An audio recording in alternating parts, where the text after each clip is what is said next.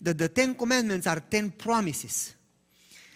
And they are God's covenant. There is no difference between the old and the new covenant. In Exodus 32, 33, 34, it doesn't say, I give you a new covenant because the old one is not good. It says the old covenant renewed. The same one. In fact, Moses didn't come with new commandments. He brought the same 10. God didn't change iota. God didn't change anything. God doesn't change. Except that people didn't understand that the covenant is not based on us. It's based on God. Because God said, I will go before you. I'll give you a country that doesn't belong to you. I'll give you victories over armies that are greater than you. I'll give you gardens that you never worked. That would be fun for me. But it doesn't happen now. I'll give you homes that you didn't build. I'll give you a new heart. I will put these words in your hearts. And this is not because you deserve it. This is not because you did something. You are a stubborn nation. This is because I love you. You are my children. On one condition, let me be your God. Would you? Would you let me be the single one in your heart? Number 1, number 2, number 10, number 20, everything.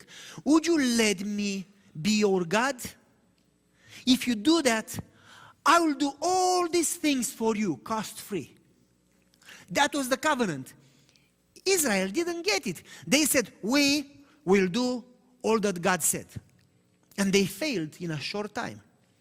So God came back to them and said, you are a stubborn nation. You cannot do it. How can you do it? With your human sinful nature. So this is the covenant. Let me repeat it again.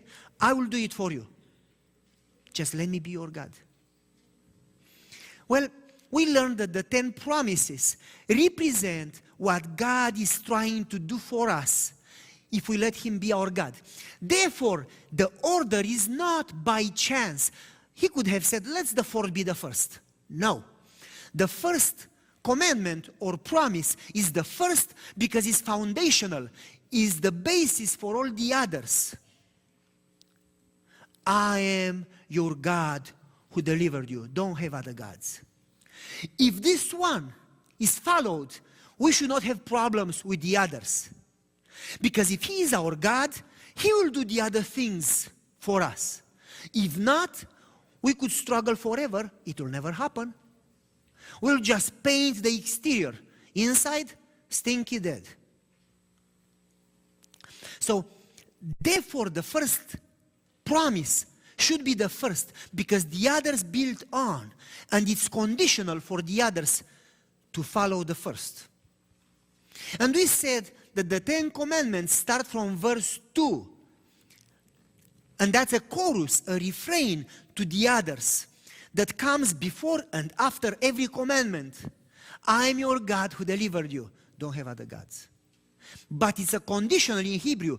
If I am your God who delivers you.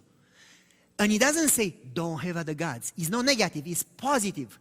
If I am your God, if you allow me, if you want, if you allow me to be your God, I promise I'm going to work on you. You will not have other gods. And then it repeats again. If you allow me to be your God, you know what?